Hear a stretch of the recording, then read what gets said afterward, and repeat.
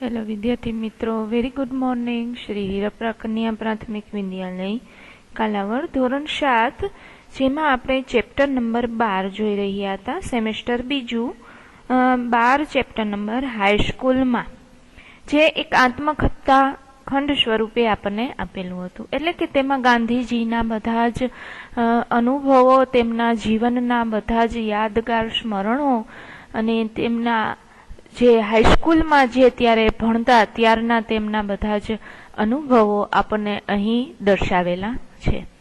તો આપણે આ લેખક શ્રી મહાત્મા ગાંધીજીના જીવન વિશે જાણી રહ્યા હતા, જેમાં આપણે જાણ્યું કે જે ત્યારે હાઈસ્કૂલમાં ભણતા ત્યારે તેમના વિવાહ એટલે કે લગ્ન કરી દેવામાં આવ્યા હતા. ત્યાર પછી જ્યારે તેમના લગ્ન થયા ત્યારે તેમનું 1 વર્ષ છે તે તેમના 2 ભાઈનું 1 વર્ષ નકામું ગયું હતું. ત્યાર પછી આપણે તે પણ જોયું કે તે શાળાની અંદર સારા એવા હોશિયાર પણ હતા ભણતરની અંદર. ત્યાર પછી જોયું આપણે કે તેમને કસરત કરવાનું ખૂબ જ ઓછું ગમતું હતું, અને તે જે શાળામાં ભણતા ત્યાંના અધ્યાપકે એટલે કે પ્રિન્સિપાલે કસરતનું એક ફરજિયાત આપણે કસરત વિશે એક આપણે કહીએ તો લેક્ચર અથવા તો એક આખા સાડા 10ના સમય દરમિયાન એક કસરત કરવા માટે જવાનું ફરજિયાત કર્યું હતું, જે ગાંધીજીને જરા નહોતું ગમતું. પણ ગાંધીજીને એને ન ગમવા પાછળનું એનું કારણ હતું કે તેમને એના પ્રત્યે થોડુંક શરમ આવતી હતી, કે કસરત કરવા પ્રત્યે એમને શરમ આવતી હતી. પણ કસરત કરવી અને ક્રિકેટ રમવું ફરજિયાત કર્યા હતા. ત્યાર પછી આપણે એ જોયું કે તેમને 6થા ધોરણની અંદર જ અનુક્રમે માસિક એટલે કે દર મહિને 4 રૂપિયા અને 10 રૂપિયાની શિષ્યવૃત્તિ પણ મળતી, એ પણ જોયું. હવે આપણે આગળ જોવાના છીએ કે તેમને કસરત કરવા પાછળનું કારણ શું હતું. તો ત્યાં પહોંચ્યા હતા આપણે. તો જોઈએ કે છતાં કસરતમાં ન જવાથી મને નુકસાન ન થયું એમ મારે જણાવવું જોઈએ. એમને કસરતમાં જવું નહોતું ગમતું, પણ ન જવાનું કારણ પણ તેમને જણાવવું જોઈએ. શું જણાવ્યું કે તેનું કારણ એ હતું કે પુસ્તકોમાં ખુલ્લી હવા ખાવા અને ફરવા જવાની ભલામણ વાંચેલી તે મને ગમેલી. કારણ કે ગાંધીજીને પુસ્તકો વાંચવા ખૂબ જ ગમતા હતા, એટલે તેમને પુસ્તકોમાં જોયું કે તેમને ખુલ્લી હવા ખાવું પીવું એમની ભલામણ પુસ્તકમાં કરેલી એ એમને ખૂબ ગમ્યું.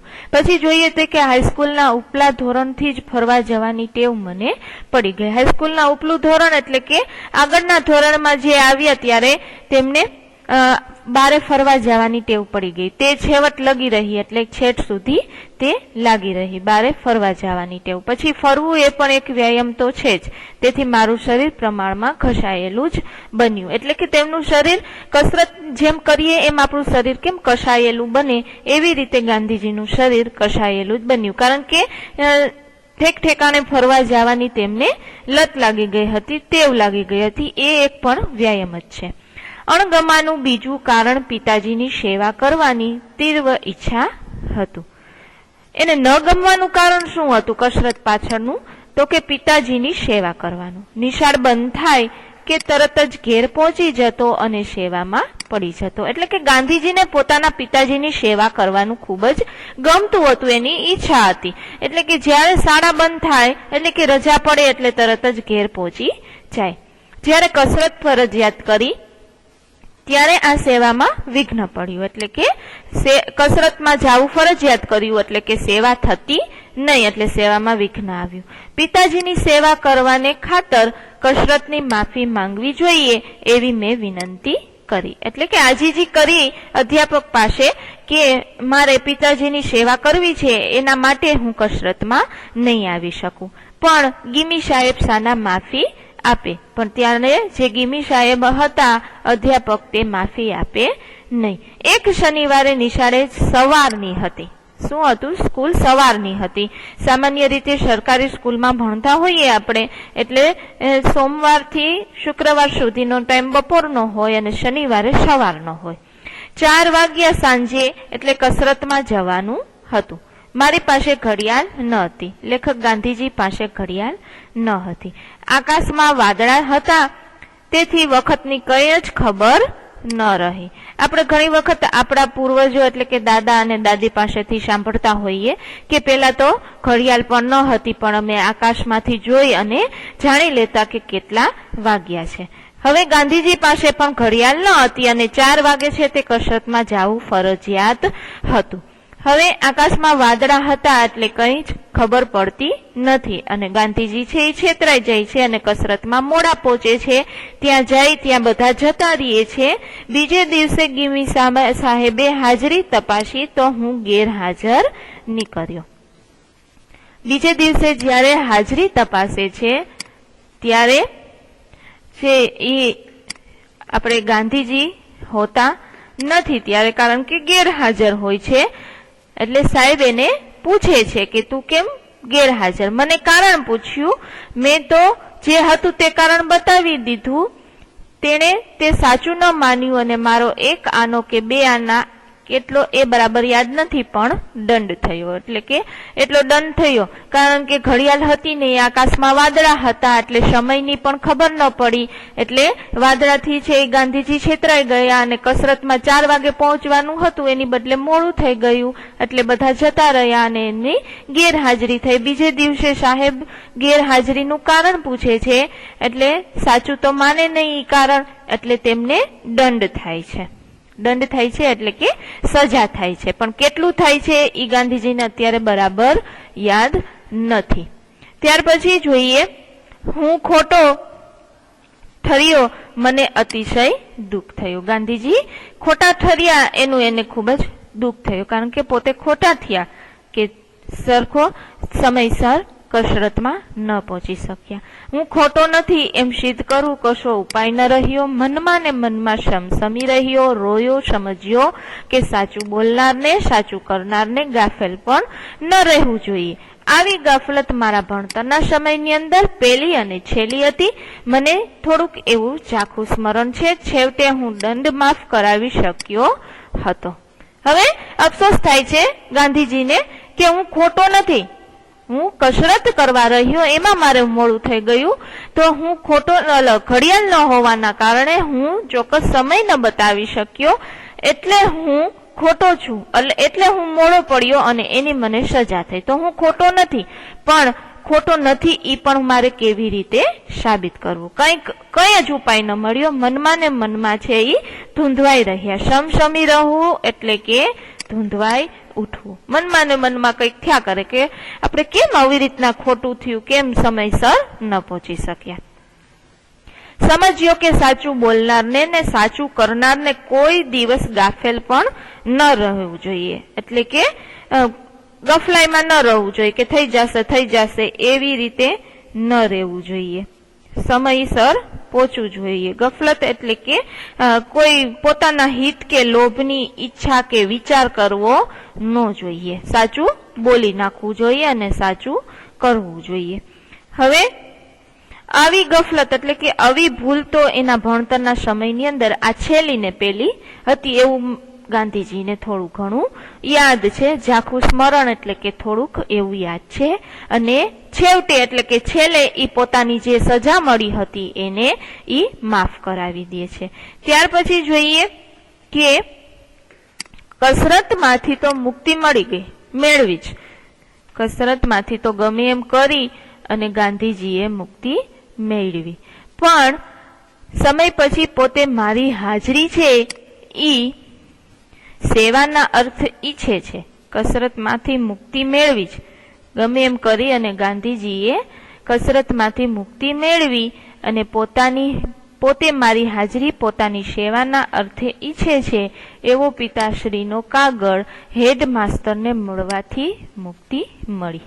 શું કરે છે હવે કે શાળાનો સમય પતી જાય ત્યાર પછી પિતાજી પાસે એવો કાગળ લખાવે છે અને હેડમાસ્ટરને આપે છે કે તે પોતે છે એ મારી પોતાની સેવા કરવાનો અર્થ ઈચ્છે છે એવો પિતાશ્રીનો કાગળ હેડમાસ્ટરને મળવાથી તેમને કસરતમાંથી મુક્તિ મળી ગઈ. ગાંધીજી હવે કસરતમાં ન જાય તો પણ ચાલે. એની પાછળનું એની ઈચ્છા અને એનું મુખ્ય કારણ એ હતું કે પોતે પોતાના પિતાજીની સેવા કરવા માંગતા હતા.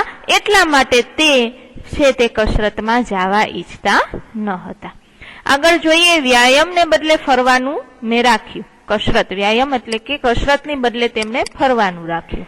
તેથી શરીરને વ્યાયામ ન કરવાની ભૂલને સારું કદાચ મારે સજા નથી ભોગવવી પડી. પણ વ્યાયામ નથી કરતા પણ ફરે છે એટલે શરીરને કસરત તો થવાની છે. પણ બીજી એક ભૂલની સજા હું આજ લગી ભોગવી રહ્યો છું. હજી એક ભૂલ કરી છે જે ગાંધીજીએ, એની સજા ગાંધીજી હજી સુધી ભોગવે છે. ભણતરમાં સારા અક્ષર લખવાની જરૂર નથી એવો ખોટો ખ્યાલ મારાથી ક્યાંથી આવ્યો એ જાણતો નથી. ગાંધીજીના અક્ષર ખૂબ જ ખરાબ થતા પણ ભણતરમાં એના અક્ષર સારા કરવાની કોઈ જરૂર નથી એવો ખોટો ખ્યાલ એમના મનમાં ક્યાંથી આવી ગયો હજી સુધી ગાંધીજી સમજી શક્યા ન હતા. પણ છેક વિલાયત એટલે કે વિદેશમાં જતા એ લગી રહ્યો.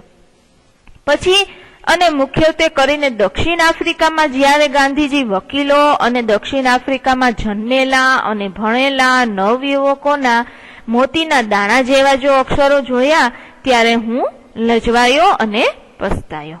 શું થાય છે, ગાંધીજીને ભણતરની અંદર તો સારા અક્ષરની કોઈ મહત્વ નથી એવું મનમાં એને થતું. પણ જ્યારે જે વકીલનું ભણવા ગયા, વિદેશ ગયા, ત્યારે એમણે ત્યાં જઈને શું જોયું તો કે દક્ષિણ આફ્રિકાની અંદર જે વકીલો બની ગયેલા હતા, જે ત્યાં જન્મેલા દક્ષિણ આફ્રિકામાં અને ત્યાં જ ભણેલા જે યુવકો હતા ને, તેમના અક્ષર કેવા હતા, મોતીના દાણા જેવા. એવા અક્ષર જોઈ અને ગાંધીજીને ખૂબ જ શરમ આવે છે અને પસ્તાવો થાય છે કે મેં જોયું કે નઠારા અક્ષર એ અધૂરી કેળવણીની નિશાની ગણાવી શકાય. એટલે કે ખરાબ અક્ષર, નકામા અક્ષર, જે અધૂરી કેળવણી એટલે કે સરખી આપણું અભ્યાસની કેળવણી સારી ન હોય તેની નિશાની ગણી શકાય. આપણે જાણીએ છીએ કે ઘણી વખત આપણે બોલતા હોઈએ છીએ કે ખરાબ અક્ષર એ અધૂરી કેળવણીની નિશાની છે.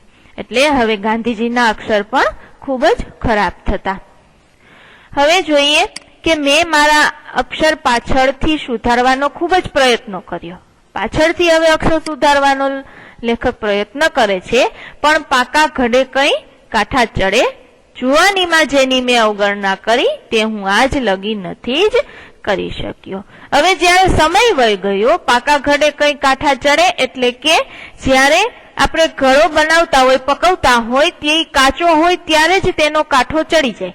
પછી તે પાકી ગયા પછી તેમાં કાંઠો ચડાવવો નકામો. એટલે કે આ કહેવતનો અર્થ એવો થાય કે જે કામ જ્યારે અને જે સમયે કરવાનું હોય ત્યારે ન કરીએ અને પછી જે સમય જતો રહે તો એ પ્રયત્ન કરી તે કાંઈ કામનું નહીં. તો જ્યારે લેખક જુવાન હતા ત્યારે તેમણે અક્ષર સારાની અવગણના કરી અને પછી છેટ સુધી તે અક્ષર સુધારી ન શક્યા.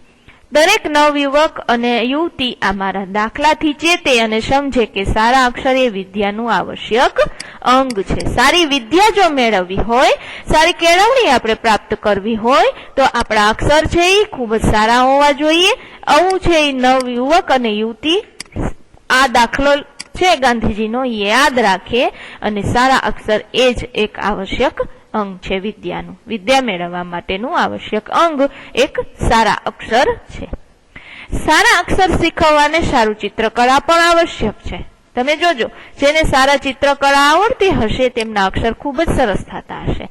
જેને સારું એવું ચિત્ર દોરતા આવડતું હશે તે અક્ષરમાં પણ ખૂબ જ પ્રખ્યાત હશે, સારા અક્ષર પોતે લખી શકતા હશે. હું તો એવા અભિપ્રાય ઉપર પહોંચ્યો કે બાળકોને ચિત્રકળા પ્રથમ શીખવવી અને પછી જેમ કે પક્ષીઓ, વસ્તુઓ વગેરે જોઈને બાળક તેને યાદ રાખી સહેજે ઓળખે છે. તેમજ અક્ષર ઓળખતા પણ શીખે અને જ્યારે ચિત્રકળા શીખી, ચિત્રો વગેરે કાઢતા શીખે ત્યારે અક્ષર કાઢતા શીખે તો તેના અક્ષર છાપેલા જેવા થાય. હવે ગાંધીજી અહીં આપણને ચિત્રકળાનું મહત્વ આપે છે, એટલે કે ચિત્રનું, કે જે બાળકને ચિત્ર દોરતા સારા આવડતા હોય તે સારા અક્ષર કાઢી શકે છે. એટલે કે બાળકમાં નાનપણથી જ ચિત્ર દોરાવાની ટેવ પાડવી, જેથી કરીને જે તે આડા ને ઊભા ને એવી રીતના લાઈન જે કરી શકે તે ઉપરથી અક્ષર સરસ રીતના કાઢી શકે છે. ત્યાર પછી જોઈએ આપણે આગળ, એટલે ગાંધીજીએ પોતાના જીવનની અંદર ચિત્રકળાને પણ ખૂબ મહત્વ આપ્યું, ત્યાર પછી સારા અક્ષરને પણ ખૂબ જ મહત્વ આપ્યું. હવે જોઈએ કે આ કાળના વિદ્યા અભ્યાસના બીજા 2 સ્મરણો નોંધ લાયક છે. તે સમયના, જ્યારે ગાંધીજી હાઈસ્કૂલમાં હતા તે સમયના વિદ્યા અભ્યાસ એટલે કે જ્યારે તે ભણતર ચાલુ હતું ત્યારની 2 યાદો હજી પણ લેખકની એવી છે કે જે નોંધવા જેવી છે. વિવાહને લીધે 1 વર્ષ તો ભાંગ્યું, તે બચાવી લેવાનો મેં બીજા ધોરણમાં માસ્ટરે મારી પાસે વિચાર કરાવ્યો. મહેનતુ વિદ્યાર્થીને એમ કરાવવાની રજા ત્યારે તો મળતી.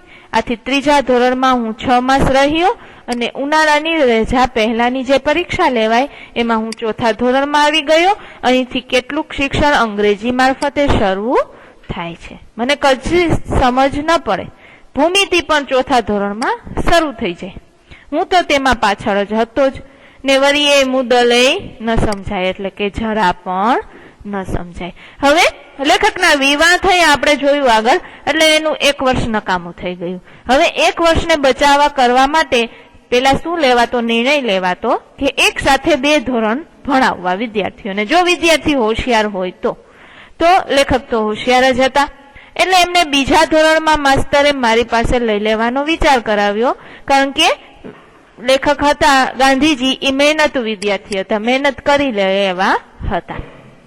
પછી તેમણે 3જા ધોરણની અંદર શું કર્યું, 6 મહિના જ ભણ્યા અને સીધી ઉનાળાની જે આપણે મોટું વેકેશન કહીએ તે પેલા જે પરીક્ષા આવે એ લઈ લીધી અને સીધા 4થા ધોરણમાં મૂકી દીધા. હવે 4થા ધોરણમાં આવ્યા એટલે અંગ્રેજી શિક્ષણ શરૂ થયું. ભૂમિતિમાં તો લેખકને એટલે કે ગાંધીજીને કંઈ જ ખબર પડે નહીં અને પાછા 4થા ધોરણમાં તે શરૂ થાય. ભૂમિતિ શિક્ષક સમજાવવામાં સારા હતા પણ મને કંઈ ગેડ જ ન બેસે એટલે કશું સમજાય ન, ગેડ ન બેસવી, કશું ન સમજાય. શિક્ષક તો સારા હતા પણ ગાંધીજીને કંઈ ન સમજાવું. હું ઘણી વેળાએ એટલે કે ઘણી વખત નિરાશ થતો. ઘણી વેળાએ એમ પણ થતું કે 2 ધોરણ 1 વર્ષમાં કરવાનું છોડી અને હું 3જા ધોરણમાં ચાલ્યો જાઉં.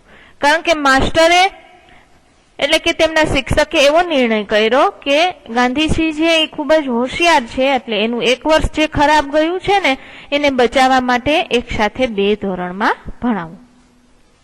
પણ કઈક વખત ગાંધીજી ખૂબ નિરાશ થઈ જતા.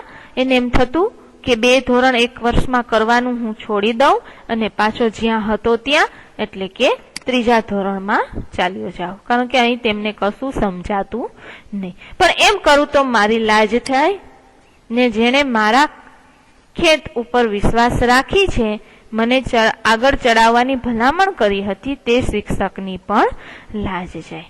એટલે કે જેણે મારી ઉપર વિશ્વાસ રાખ્યો છે એને પણ ખરાબ લાગે અને ખંત જેને મારી ઉપર ચીવટ પૂર્યો વિશ્વાસ છે કે આ વિદ્યાર્થી કરી જ શકશે તો એને પણ શરમાવાય એવું થાય અને શિક્ષકની પણ જેને ભલામણ કરી હોય ચડાવવાની તો એ શિક્ષકને પણ શરમ લાગે એવો ન કરાય.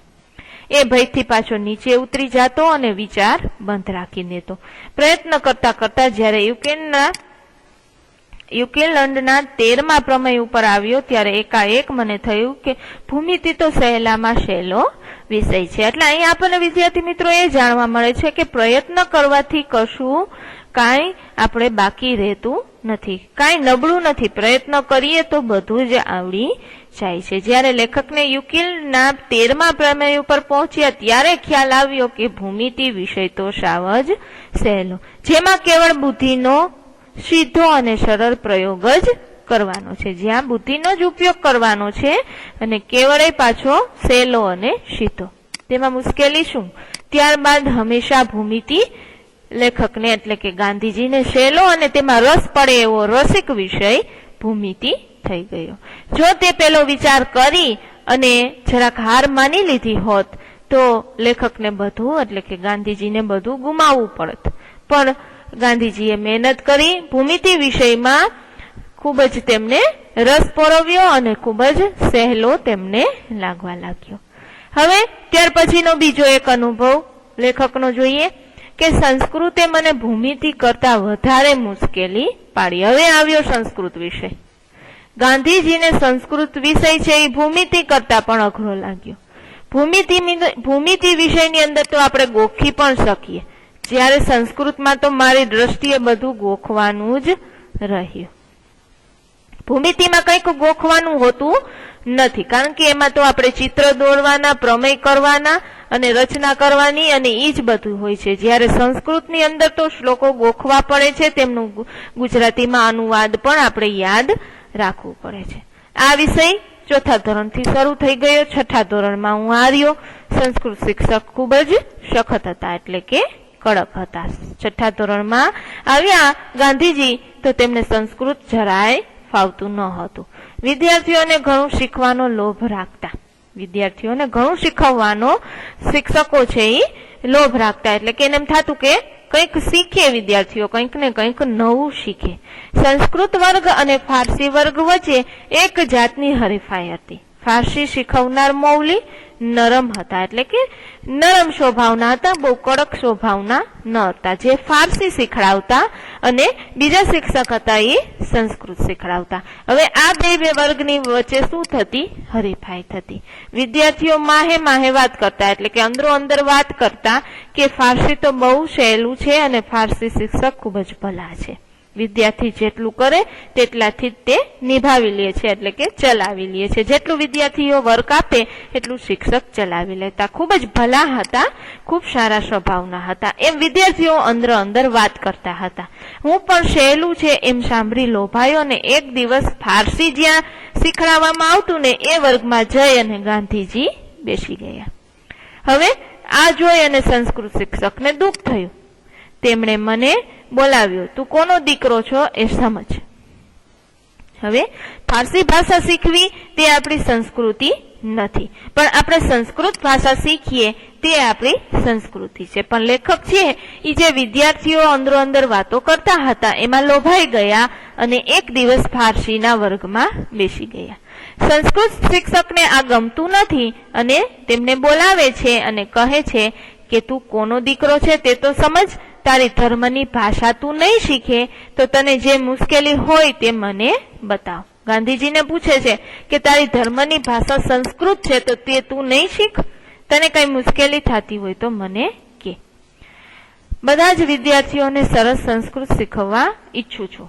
શિક્ષકની એવી ઈચ્છા હતી કે બધાય જે વિદ્યાર્થીઓ એ સારું સંસ્કૃત શીખે. હું થોડોક આગળ જતા તો તેમાં મેં રસના ઘૂંટડા પીવાના છે. આગળ જઈએ ત્યારે આપણે કંઈક નવું શીખવાનું જ છે, કંઈક રસના ઘૂંટડા ગળે ઉતારવાના જ છે, તારે એમ હારવું ન જોઈએ.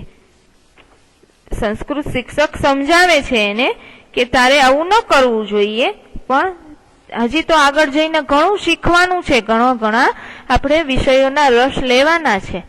તું ફરી મારા વર્ગમાં બેસી જા. હું થોડોક શરમાયો, શિક્ષકના પ્રેમની અવગણના ન કરી શક્યો અને મારો આત્મા આજે કૃષ્ણશંકર માસ્તરનો ખૂબ જ ઉપકાર માને છે. શું કામે ઉપકાર માને છે? ત્યારે તો ગાંધીજી કંઈ જ બોલી નથી શકતા, ખૂબ જ શરમાય છે અને પાછા સંસ્કૃત વર્ગમાં બેસી જાય છે. પણ અત્યારે તેમને ખૂબ જ અફસોસ થાય છે, ખૂબ જ મનોમન ઉપકાર માને છે કે જે એમના સંસ્કૃત ટીચર હતા કૃષ્ણશંકર માસ્તરનો. કેમ કે જેમણે જેટલું મને સંસ્કૃત શીખડાવ્યું તે વેળાએ શીખ્યો તેટલું જ પણ ન શીખ્યો હોત. ત્યારે મને જેટલું સંસ્કૃત શીખડાવ્યું સારું કર્યું, પણ હવે એ વેળાએ જે શીખ્યો તે જ હવે હું શીખી ન શકત. તો આજે મારાથી સંસ્કૃત શાસ્ત્રમાં રસ લઈ શકાય છે. તે વેળાએ હું એટલું સંસ્કૃત શીખ્યો તો આજે મારાથી સંસ્કૃત શાસ્ત્રની અંદર કંઈક રસ લેવાય છે, મને સંસ્કૃત શાસ્ત્રની અંદર કંઈક મને ભાન પડે છે, કંઈક મને એમાંથી શીખવા મળે છે. તો હવે મને તો એ પસ્તાવો થાય છે કે હું સંસ્કૃત વધારે, હવે ગાંધીજીને પસ્તાવો થાય છે કે ત્યારે મને એટલું મળ્યું શીખવા તો હજી હું કંઈક વધારે મને શીખવા મળ્યું હોત. કેમ કે પાછળથી હું સમજ્યો કે કોઈ પણ હિન્દુ બાળક હોય ને તેમને સંસ્કૃતના સરસ અભ્યાસ વિના ન જ રહેવું જોઈએ, કારણ કે હિન્દુ સંસ્કૃતિની અંદર આપણું ધર્મશાસ્ત્ર છે જે સંસ્કૃતમાં લખાયેલું છે, તો આપણે આપણા સંસ્કૃતિ વિશે તો સભાન હોવા જ જોઈએ. એટલે ગાંધીજી એવો આગ્રહ રાખે છે કે કોઈ બાળક છે એ સંસ્કૃતના અભ્યાસ વિના ન રહેવું જોઈએ. હવે જોઈએ કે તો હું એવું માનું છું કે ભારત વર્ષની અંદર ઉચ્ચ શિક્ષણ ક્રમમાં સ્વભાષા એટલે કે પોતાની ભાષા ઉપરાંત રાષ્ટ્રભાષા જેવી કે હિન્દી, સંસ્કૃત, ફારસી, અરબી અને અંગ્રેજીને સ્થાન હોવું જોઈએ. હવે શું કહે છે લેખક?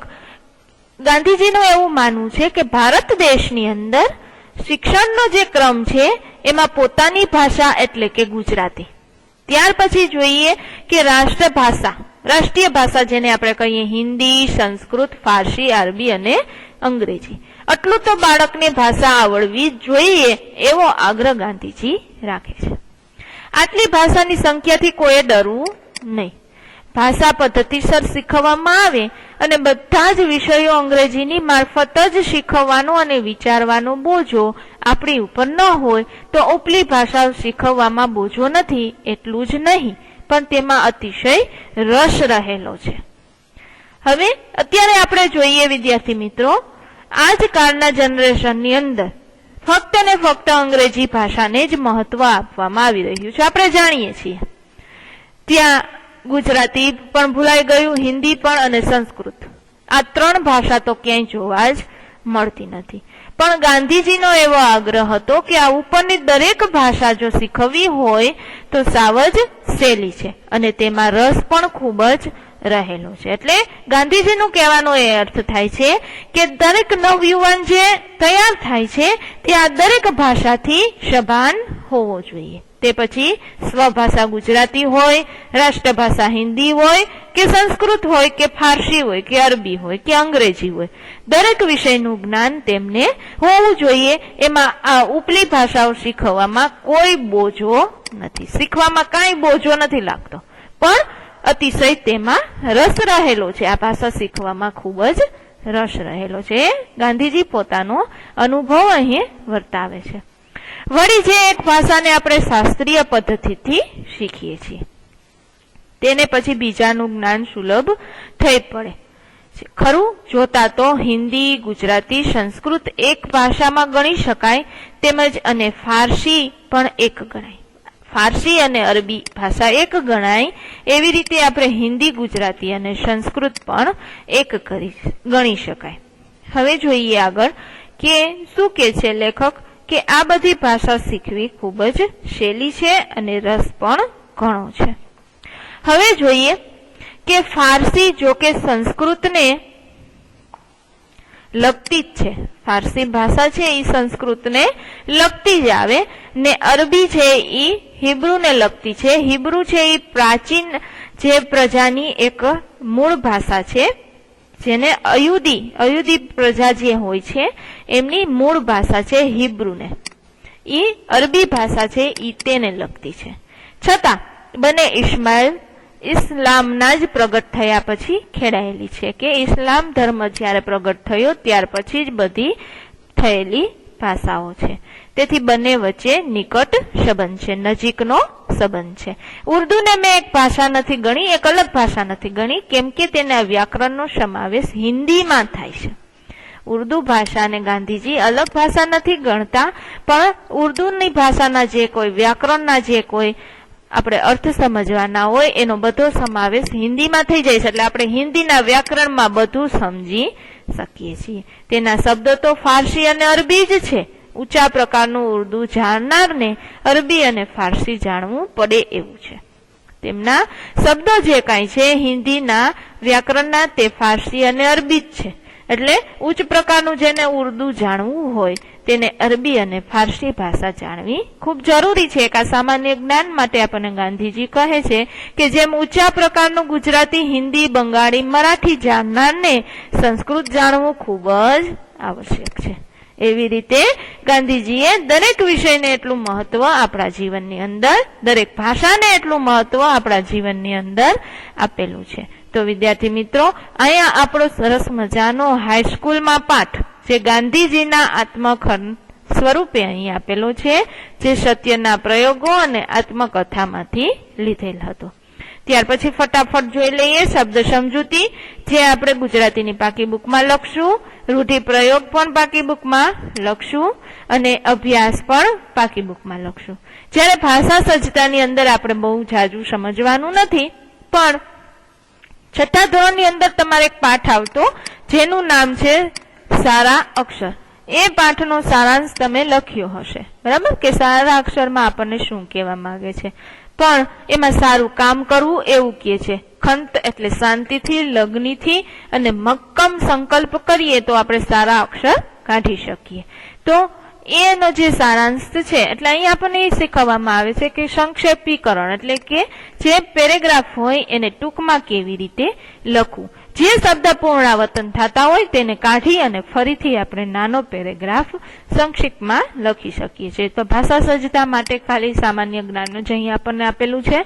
ત્યાર પછી જોઈએ કે એ પણ આપણે કઈ નથી કે ભાષા સજ્જતામાંથી જ આપેલું છે કે જે પુનરાવર્તન કરેલા શબ્દ હોય તેને કાઢી નાખવાના, બિનજરૂરી વાક્ય હોય તેને પણ કાઢી અને એક સરસ મજાનું પેરેગ્રાફ બનાવવાનો.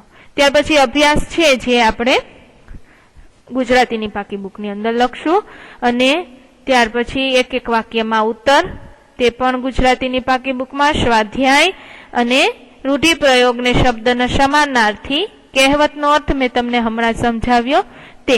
હવે છે કે નીચેના વાક્યમાંથી પ્રમાણવાચક વિશેષણો જે આપણે સેમેસ્ટર 1 ની અંદર શીખી ગયા છીએ, બરાબર. તો એમાંથી પ્રમાણવાચક વિશેષણો કેને કહેવાય, એટલે કે વાક્યમાં પ્રમાણવાચક વાક્ય જ્યારે આપણે લખતા હોઈએ ત્યારે પ્રમાણવાચક વાક્ય શું છે, ક્યું છે, એ આપણે દર્શાવવાનું છે. દાખલા તરીકે મને અતિશય દુઃખ થયું. દુઃખ થયું એ વાત બરાબર, પણ પ્રમાણ આપવું જોઈએ. કઈ કેવી રીતે દુઃખ થયું, થોડું થયું, જાજુ થયું, તો કે અતિશય. તો આ અતિશય શબ્દ છે એ પ્રમાણવાચક વિશેષણ થશે. ત્યાર પછી અણગમાનું બીજું કારણ પિતાજીની સેવા કરવાની તીવ્ર ઈચ્છા હતી. ન ગમવાનું કારણ ગાંધીજીની પિતાજીની સેવા કરવાની ઈચ્છા હતી, પણ કેવી ઈચ્છા, કંઈક પ્રમાણ આપે એવો શબ્દ તો કે તીવ્ર. તો તીવ્ર થશે પ્રમાણવાચક વિશેષણ. સંસ્કૃત શિક્ષકને ઘણું દુઃખ થયું. સંસ્કૃત શિક્ષકને દુઃખ થયું, પણ કેવું દુઃખ થયું, તો કે ઘણું દુઃખ થયું. તો એ પ્રમાણવાચક વિશેષણ થશે. વાક્યને વાંચો, સામે પ્રશ્ન પૂછો એટલે તમને તરત જ પ્રમાણવાચક વિશેષણ જોવા મળશે.